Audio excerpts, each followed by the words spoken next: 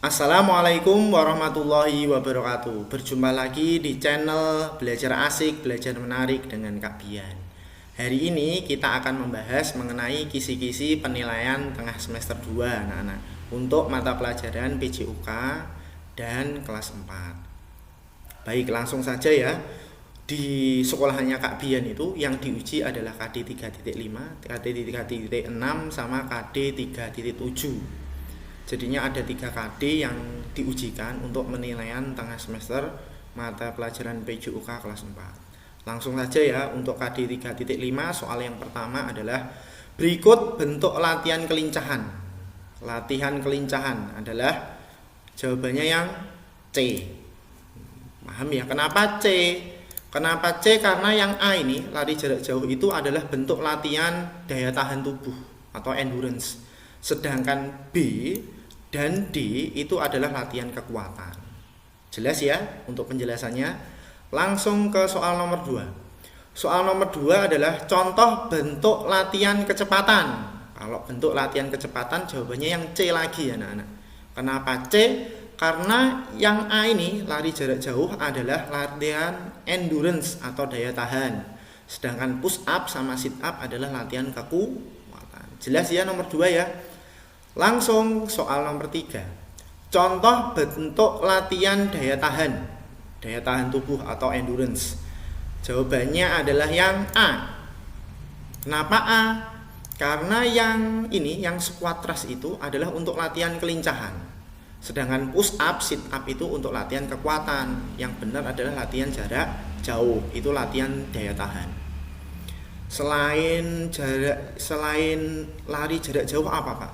Banyak anak-anak kalau latihan daya tahan. Yang sekarang lagi hits itu adalah bersepeda. Nah, bersepeda itu adalah bentuk latihan daya tahan. Sekarang nomor 4 anak-anak. Contoh bentuk latihan kekuatan. Sekarang kekuatan. Jawabannya apa? B. Betul sekali. Karena A itu adalah latihan daya tahan tubuh. Yang C ini untuk kecepatan atau kelincahan. Terus yang ini squat thrust ini untuk kelincahan. Jelas ya. Sekarang nomor 5. Berikut yang merupakan latihan kecepatan lengan. Lengan itu ada di tangan. Berarti yang A sampai D yang hubungannya tangan apa? Wah, ada banyak Pak. Oke, kita bahas satu-satu. Angkat tubuh. Angkat tubuh itu seperti olahraga palang tunggal atau pull up atau menggantung. Itu angkat tubuh. Jadinya dia memanfaatkan kekuatan, latihan kekuatan. Sekarang baring duduk itu seperti latihan sit up. Jadinya dia memanfaatkan latihan kekuatan. Loncat cangkang itu untuk melatih kelincahan. Ini terdapat di senam lantai ya anak-anak ya.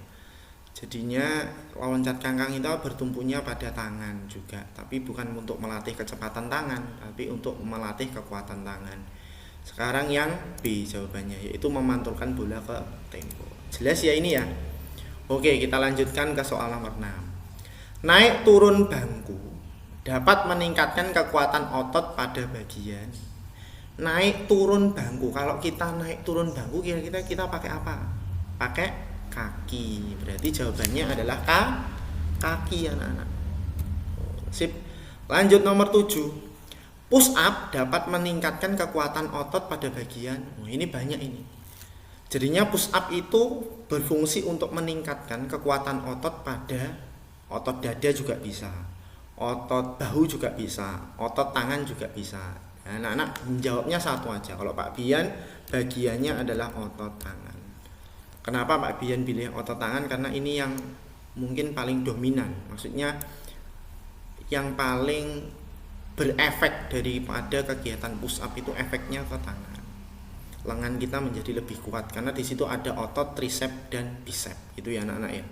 Nomor 8. Olahraga yang termasuk bentuk latihan daya tahan tubuh adalah banyak ini tadi seperti di pilihan ganda tadi. Apa?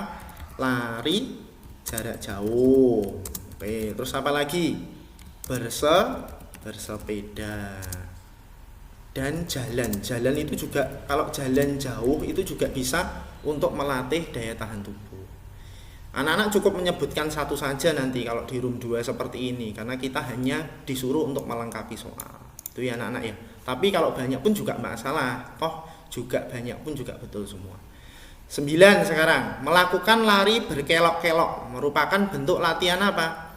Lari berkelok-kelok atau lari zigzag untuk melatih kecepatan, untuk meningkatkan kecepatan dan kelincahan.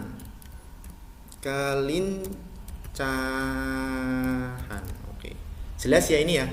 Sekarang kita lanjut ke nomor 10. Apa manfaat latihan lari bolak-balik? Banyak ini latihan lari bolak-balik ini. Apa? Untuk meningkatkan kecepatan. Terus apa lagi?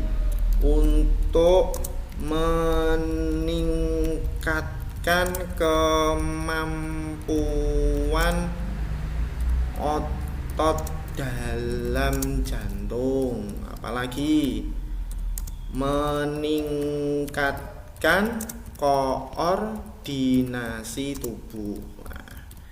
Anak-anak kalau di room 3 seperti ini coba anak-anak jawab lebih dari 1, karena di sini nilainya biasanya kalau kita menyebutkan lebih dari 1 maka nilainya akan lebih baik juga. Nah ini Pak Bian memberikan contoh ya, contoh jawaban apa manfaat latihan lari bolak-balik. Itu ada 3, meningkatkan kecepatan, meningkatkan kemampuan otot dalam jantung, dan meningkatkan koordinasi tubuh.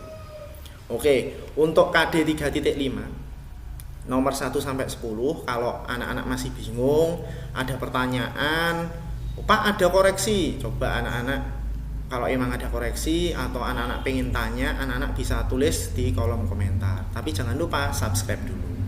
Oke, Pak Bian lanjutkan ya anak-anak ya.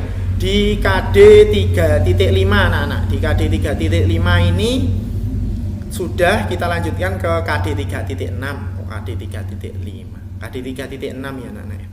Di KD 3.6 nomor 11. Alat yang digunakan untuk melakukan roll depan. Apa jawabannya? Jelas ya ini ya. Apa jawabannya? Matras. Oh, ini pilihan gandanya di bawah. Matras.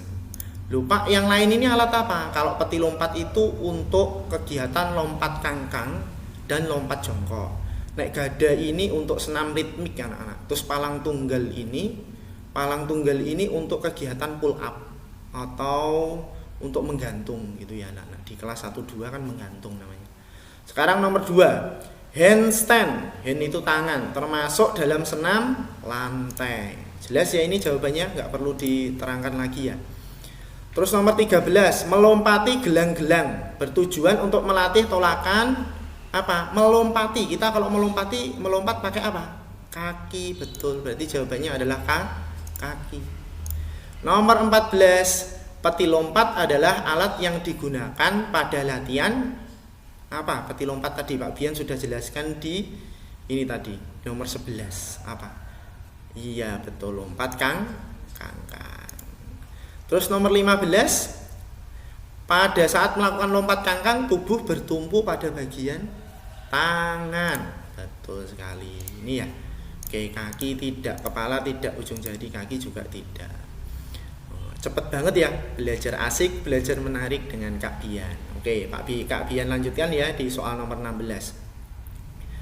Fungsi kedua tangan saat melakukan sikap lilin. Sikap lilin itu kakinya ke atas. Nah, fungsinya tangan itu untuk apa? Sebagai tumpuan fungsinya. Tumpuan tubuh. Oke, tumpuan saja juga betul anak. Tumpuan. Jadinya fungsinya kedua tangan saat kita melakukan sikap lilin adalah tumpuan. Nomor 17, sikap lilin dapat digunakan untuk melatih otot tubuh bagian banyak ini. Untuk melatih otot tubuh bagian tangan juga bisa. Terus punggung juga bisa. Perut juga bisa. Oke. Ada pertanyaan untuk nomor 17? Tidak ada ya. Lanjut ke nomor 18. Sikap awal dalam lompat kangkang adalah sikap awal, sikap pertama yang kita lakukan sebelum melakukan lompat kangkang adalah apa? Sikap berdiri tegak. Oke. Betul ya. Nomor 19, alat utama yang digunakan lompat kangkang apa tadi? Ayo kita lihat di ini. Apa tadi? Peti lompat. Betul sekali. Peti lompat. Peti lompat ini diingat-ingat ya, tidak untuk lompat kanan saja, lompat jongkok juga pakai peti lompat. Belajar asik, belajar menarik dengan Kak Bian. Cepet banget ya. Oke. Nomor 20. Apakah fungsi matras dalam senam lantai? Apa fungsinya matras? Menghindari tubuh agar tidak cedera saat melakukan senam lantai. Jadinya fungsinya matras ketika anak-anak melakukan senam lantai, misal contoh aja roll depan, roll belakang, itu fungsinya matras itu agar anak-anak itu tidak cedera dalam melakukan senam lantai. Itu ya anak-anak ya. Yo, dari 11 sampai 20 KD 3.6 ada yang pengen ditanyakan? Nggak ada ya. Belajar asik, belajar menarik dengan Kak Bian. Kalau ada pertanyaan jangan lupa anak-anak tulis di kolom komentar. Pak, ini fungsinya apa? Pak, ini apa atau kurang jelas saya? Nanti anak-anak tulis saja di kolom komentar. Kak Bian akan memberikan jawabannya. Oke, sekarang kita lanjut di KD 3.7 anak-anak. Nomor 21. Sebutan lain untuk gerak berirama adalah senam. Jelas ya, ini senam ritmik. Persani merupakan induk olahraga. Karena kita bahasnya dari atas sudah senam, pasti jawabannya senam. Gitu ya anak-anak ya. Oke, kita lanjutkan anak-anak. Lupa renang ini apa? Kalau renang ini PRSI, pencak silat itu IPSI, kalau sepak bola itu PSSI. Itu induk olahraga yang ada di Indonesia, yang fungsinya menaungi cabang olahraga. Yo, sekarang nomor 23. Mengkreasi satu gerak dasar menjadi beberapa bagian disebut dengan apa? Jadinya ada satu teknik, terus dibuat variasi teknik tersebut, misal menggiring bola, terus habis itu disebarkan beberapa teknik, misal teknik pakai kaki dalam, kaki luar, punggung kaki. Lah itu termasuk apa? Variasi. Kalau gabungan, misal teknik menggiring bola lalu menendang bola, itu bukan variasi tapi kombinasi. Karena kombinasi itu menggabungkan beberapa teknik. Gitu ya anak-anak ya, paham? Nomor 24. Gerak berirama harus memadukan gerak dengan apa? Gerak berirama harus memadukan gerakan kita dengan apa? Irama. Gitu ya, irama musik. Harus seiring sekata, sehias sekata gitu. Jadinya kalau iramanya ngepop gitu, iramanya itu lambat, kita juga geraknya juga lambat gitu. Jangan lambat, irama lambat, kita geraknya cepet, kan gak nyambung gitu ya. 25. Gerakan dalam senam irama biasanya dilakukan dengan indah dan lentur. Jelas ya ini ya. Sekarang 26. Senam kebugaran jasmani atau SKJ yang ada di Indonesia itu termasuk jenis senam apa? Ritmik atau boleh disingkat dengan irama. Itu ya. Nomor 27. Aktivitas ritmik merupakan bagian dari cabang olahraga apa? Ya jelas ini jawabannya senam. Senam irama akan bermanfaat apabila dilakukan dengan teratur atau konsisten boleh. Sekarang 29. Selain menggunakan media ketukan, latihan gerak berirama dapat dilakukan dengan iringan apa? Musik. Enak ya. Nomor 30. Sebutkan manfaat dari gerakan pendinginan pada senam irama. Jadinya senam irama itu manfaatnya yaitu salah satunya yaitu untuk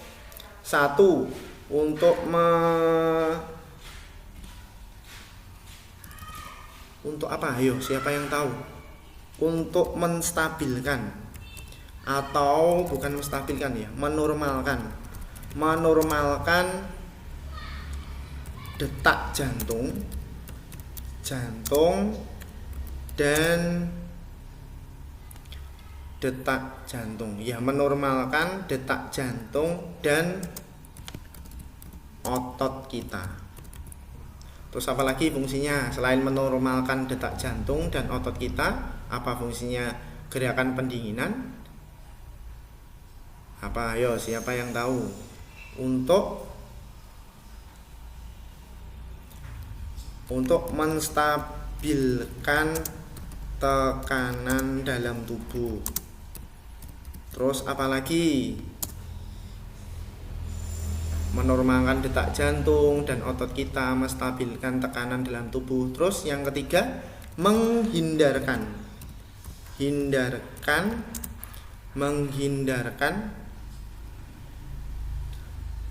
tubuh dari cedera saat setelah kita melakukan gerakan inti. Itu ya anak-anak. Jadinya gerakan pendinginan pada senam itu penting banget untuk menghindarkan kita dari cedera saat atau setelah kita melakukan gerakan inti. Gitu ya. Ada pertanyaan dari nomor 30. Kalau ada anak-anak punya jawaban lain di nomor 30, anak-anak bisa tulis di kolom komentar. Gitu ya anak-anak ya. Oke, 1 sampai 30 kita sudah lalui. Kalau ada pertanyaan, tulis di kolom komentar. Jangan lupa subscribe, komen, dan like. Gitu ya anak-anak ya. Belajar asik, belajar menarik dengan Kak Bian. Untuk pertemuan kali ini Pak Bian akhiri. Semoga kisi-kisi yang Pak Bian berikan bermanfaat bagi anak-anak semua. Pak Bian tutup. Assalamualaikum warahmatullahi wabarakatuh. Dadah.